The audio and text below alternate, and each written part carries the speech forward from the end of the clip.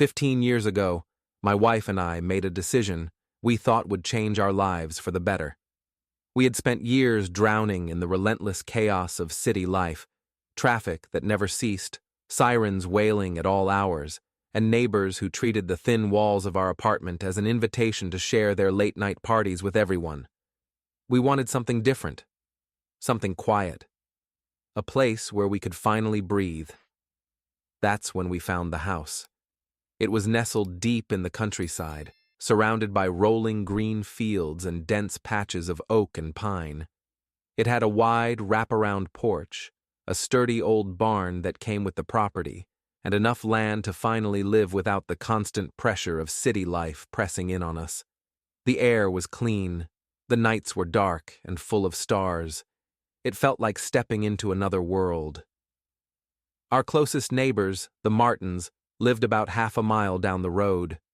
The first time we met them, they gave off an odd energy, something hard to pin down, but unsettling in a way I couldn't quite articulate.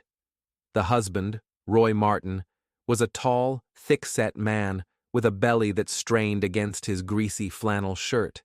He had the kind of face that looked like it had been chiseled from stone, deep lines, a permanent scowl, and dark, narrow eyes that were always sizing you up. His wife, Janine, was shorter, wiry, and jittery, like she had spent too many years running on caffeine and bad decisions. Their property was a mess.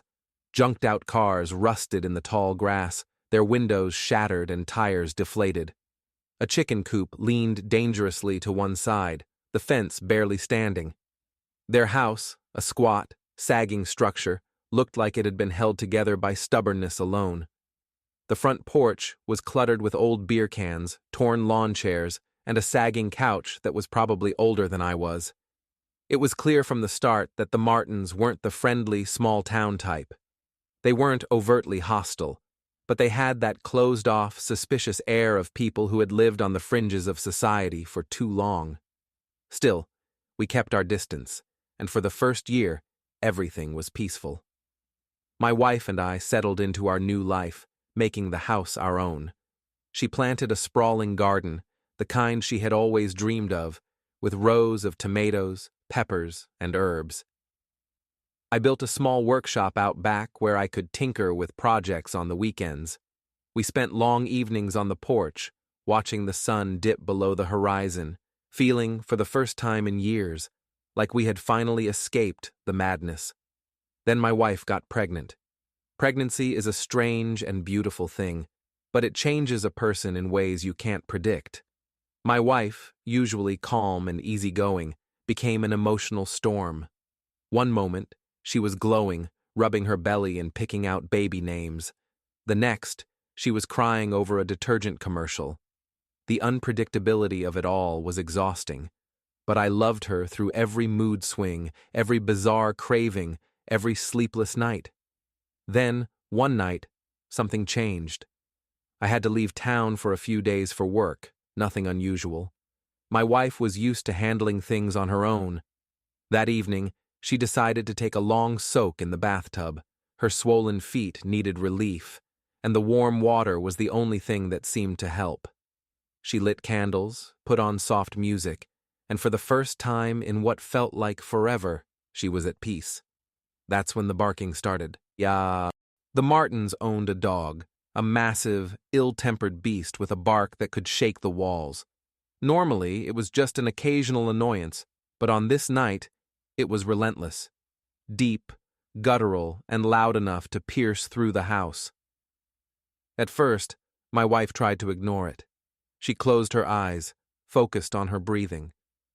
But the barking only grew louder, drilling into her nerves like a hammer. She snapped. Dripping wet, still wrapped in her bathrobe, she stormed onto the porch and screamed into the night, "Shut your damn dog up!" Silence. For a moment, she thought it worked. Then, from the darkness of the Martins' house, a light flicked on. A shadow moved behind the curtain. And then, laughter. A deep, slow, mocking laugh. The porch light snapped off. The barking resumed. That was the moment everything changed. The next morning, our internet mysteriously cut out. annoying, but not unusual for rural life. But when I checked the network, I saw something new. The Martins had renamed their Wi-Fi SSID to "I love barking dogs," petty, childish. But we let it slide. Then, other things started happening. Our mailbox was smashed in, the wood splintered like it had been taken to with a baseball bat. Trash cans knocked over, garbage strewn across the yard like an animal had torn through it. But it wasn't an animal. Then came the caltrops. One evening, I found my wife kneeling in the driveway, picking up twisted pieces of rusted metal, jagged, sharp objects designed to puncture tires. Someone had deliberately thrown them across our driveway. That's when I knew this wasn't just petty games. This was targeted, deliberate. I wanted to confront them, to storm across the property line and force them to stop.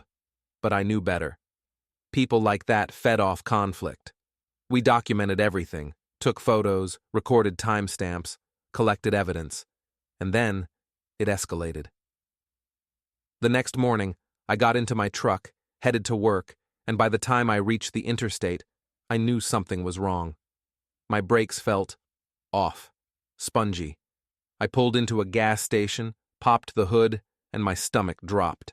The petcock valve on my front right brake caliper had been loosened. Almost all of my brake fluid had drained out. Someone had sabotaged my truck. Had I not noticed in time, my brakes would have failed completely at high speed. This wasn't harassment anymore. This was attempted murder. I saw red. Every fiber of my being wanted to handle this the old-fashioned way, with fists and fury. But I stopped myself. I had a better idea.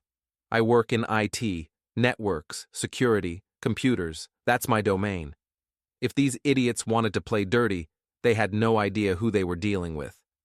I dug out an old laptop, installed an OS specifically designed for penetration testing, and within hours, I cracked their Wi-Fi. Then, the fun began. First, I hijacked their printer.